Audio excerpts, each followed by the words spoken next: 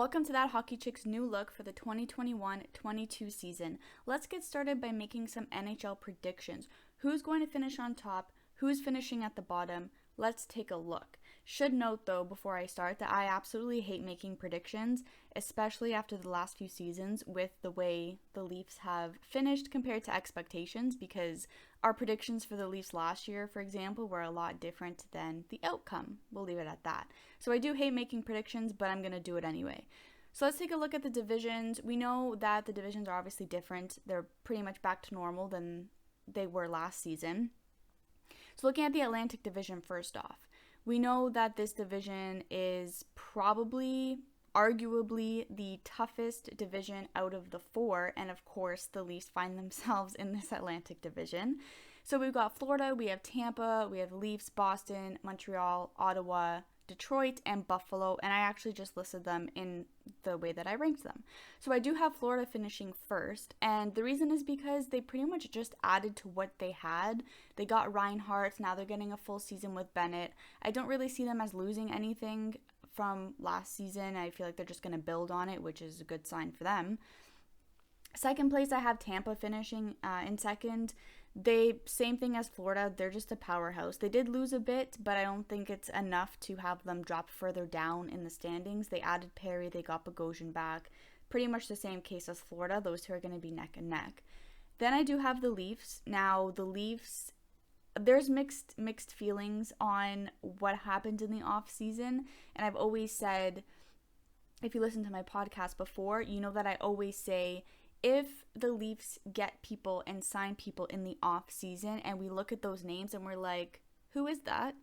That's a good thing, because over the years, the signings and the trades and everything that Dubas and the Leafs have participated in have been blown way out of proportion. And I feel like it just sets the team, it sets the fans up for failure. It's just not, everything's just blown out of proportion. I think the fact that it was more of a silent off season is a good sign for the Leafs. Takes a bit of pressure off of them for sure as players, because expectations were really, really high last season. But just trust me when I say it's a good thing. It's a really good thing that we had a quiet off season, and I have every bit of hope that these new players that we got are going to do a lot. And I talked about this, I'll mention it briefly now, but before last season, the players that we did get, they weren't players that go and support the core. They were players that added to the core, but that's not what we needed. We didn't need to add to our core. We needed support for them, and that's, I think, is where, we might have gone wrong. So I think this year, when we got Bunting, when we got Richie, when we got Camp and Cash, I think those are players that are there to just support the core, which is what guys like Matthews, Marner, Tavares, and Willie need, because we saw what happened after last season. Anyway, I'm gonna stop there. So I have the Leafs finishing third, because I do think that what they got, like I said, is going to help them battle the tougher division. I don't think it will be enough to lift above Florida or Tampa though, because they're just, like I said, they're just on another level. Boston, I have finishing under the Leafs, of course. They did lose Krejci. They don't have Rask right now. They did add Foligno, and they're getting a full season out of Hall, but again, I don't think those two additions are enough to lift them above any of the teams that I've already mentioned. Then we've got Montreal. They lost Weber. They lost Perry. They lost Kotkaniemi, which I loved that offer sheet, by the way. And they also, with Price, they don't have Price as of right now either. So I feel like the perfect way to describe the HABS situation is that they're kind of walking in blindfolded. They're unsure of what to expect. I don't see a firm lineup or a firm roster. They did also actually just get Brooks, which I don't even get me started. So I just feel like they're walking in blindfolded. I feel like they just have a bunch of mismatched pieces that they're trying to put together, but I don't think it's going to be enough to repeat what they did last season, especially in a division that's a lot tougher like this one. So then I do see Ottawa coming in after Montreal. Tkachuk is still not signed, which I find kind of alarming, considering he is a huge piece of their rebuild, and he's a huge piece of their new core. But I can see the Sens starting to climb the ranks, just not enough to make it over, again, the teams that I've mentioned. I don't think it's anywhere near enough to make it above Florida or Tampa. Now, with the Leafs, we know that the Leafs have this sort of habit when they play the Sens, so don't be shocked if the Leafs drop a couple to the Sens. We'll just leave it at that. And then I have Detroit coming in second last. Same thing as Ottawa, but in the opposite direction. I feel like Ottawa is going through their rebuild and moving up, and I think Detroit is they're kind of just falling slowly, meaning I don't think that they're looking at any positive seasons anytime soon.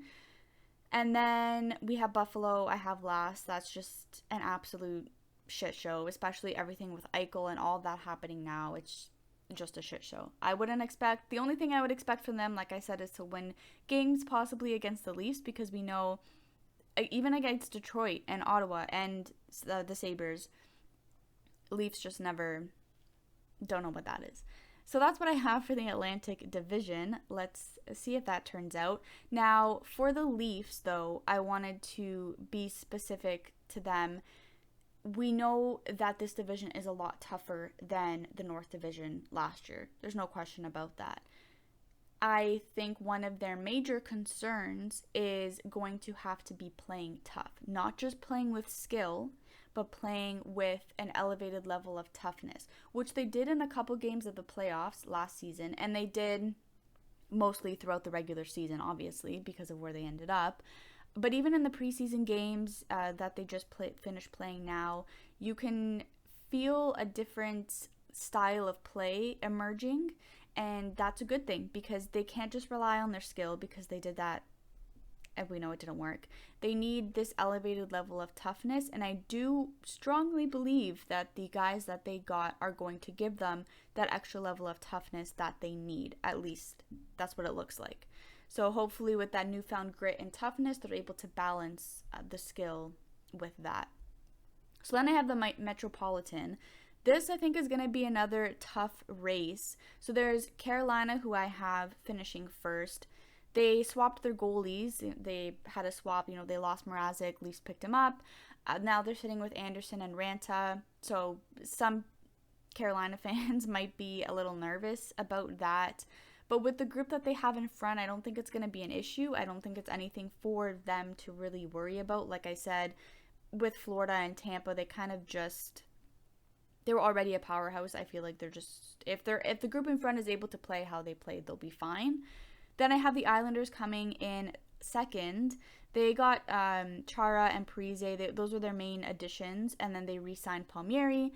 I don't think they lost much. I see it as they just added, again, I'm repeating the same thing, but they pretty much added to what they had. A lot of momentum that the Islanders had built over the last few years as well. They've been having really, really great runs. So, you never know, one of these seasons, eventually, hopefully the momentum picks up for them, and then they'll be able to carry that on. So then I have the Capitals finishing underneath them. Not really much to say about them. They didn't lose much. It's been pretty much the same for them anyway. Ovechkin is hurt. I don't remember what his timeline for return is, but there's that as well. And then I have the Rangers. They already had the skill, and they added quite a bit too. They added Gaudreau, they added Reeves. I think they are going to shock people. They might even finish above where I have them placed, but I think that the Rangers are a team to watch out for this season. Then I have Pittsburgh. They are without Crosby and Malkin, and I know that it's just for Crosby's just a few weeks. Malkin's a couple months to start the season. It's not that they're out for so long that it's going to be bad for them long term. I just think that if the team that's starting the season isn't able to start properly, then they're going to run into issues, because then they're going to dig themselves into a hole. And I don't think having Crosby and Malkin come back are going to be enough to help them out of that hole, if that's what happens. So then I have Philly. They redid their D-core.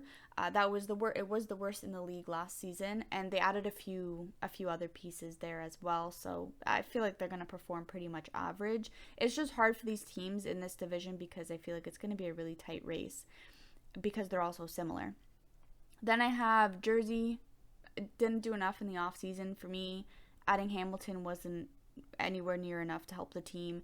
And then Columbus, they're just thinned out completely. They don't really have much left. So going to the Central Division, I've got Colorado, nothing. I think they're just going to be the same. They're just going to dominate like they have been. Dallas, injuries hurt them last season, so they are fully healthy now, which is a good sign for them. And they're a strong defensive team, so I think that they're looking at finishing underneath Colorado. And then Winnipeg, they're still strong like last year, but the division that they're in, again, moving from the North Division to the Central Division, it's a bit tougher, or it is tougher for them. So I would say if they're able to keep up the scoring, then I think they'll be fine. And then I've got St. Louis. The Blues are starting to kind of dwindle down a bit after those few years where they were really, really good. I just think they're starting to kind of fall off a bit, and they're gonna have to do more. They're probably still gonna put up a fight, but they're gonna have to do more. Then I have Minnesota. They lost Parise and Suter, so they're gonna have to just do more. Same thing as St. Louis. They just have to do more.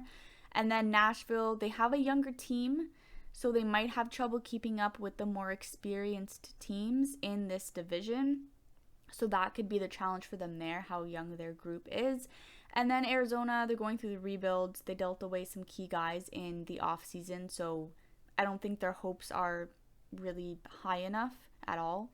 And then Chicago, they just same thing. They can't generate enough to keep up, especially with the division that they're in. The Pacific Division. This division is a joke to me, pretty much. So I have Vegas coming out on top. They're pretty much the same squad that's returning minus Fleury. So again, don't think anything's going to change there. And then we have the Oilers. Now, for them, they're going from the North Division to pretty much the same as the North Division. The Pacific Division is a joke to me. It's arguably the easiest division. Let's just say that. So at the Oilers, and same with Vancouver and Calgary, going from the North Division to the Pacific Division, I feel like it's not really a change in challenge for them. They're just going to be playing different teams. So the Oilers may still come second in their division. However, they're still a one-line team. Adding Hyman, as much as I love the guy, isn't going to be as big a contribution as people are thinking he's going to be. He's not going to be able to make as big of an impact. They were a one-line team before. They're still a one-line team. And we know in last playoffs for the Oilers, their one line couldn't hold up for them. And that's what was their demise in the last playoffs. And the same thing's going to happen again. And you also look at their D. Their D was blown up this past offseason. And I'm sorry, but signing Cody Ceci speaks for itself. So moving on, we have Vancouver after the Oilers. I think the only reason last season they performed well below expectations was because of how COVID affected their team. They didn't really have much of a season that they were able to pull together. Otherwise, I think they have a good core, and I think they'll be able to rise above in this division as well. And then I have the Flames. They're still missing some pieces after losing Bennett earlier last season. Now they lost Giordano. I don't think they have enough to replace those two individuals. But not to mention what they had even when those two players were on the team. I don't think it would be enough to land higher than how I've placed them here. So then I have Seattle. They have talent. I don't think they're going to be able to repeat what Vegas did in their first few seasons. So I just feel like it's, again, a bunch of mismatched pieces. And it's kind of hard to predict with Seattle because we haven't really been able to see them play fully. And I know there's preseason, but that's just preseason. But yeah, so being in the weaker division might help them out a bit, but we're gonna have to wait to see how they mesh together. And then LA, they did add pieces. They added Deneau and Edler, but again, I just feel like they don't have enough. They need more, and it's not going to be able to lift them up further what they have. And then San Jose, they're just a mess. And Anaheim, I don't think they have any experience that they need to be able to carry them. They're going to lose out to the more experienced teams that are above them. So those are my predictions for this season. Let me know what you guys think. If you agree with the standings that I've said, or maybe if you think that someone else is going to be on top, let me know. That is all for my season preview, so thanks for tuning in.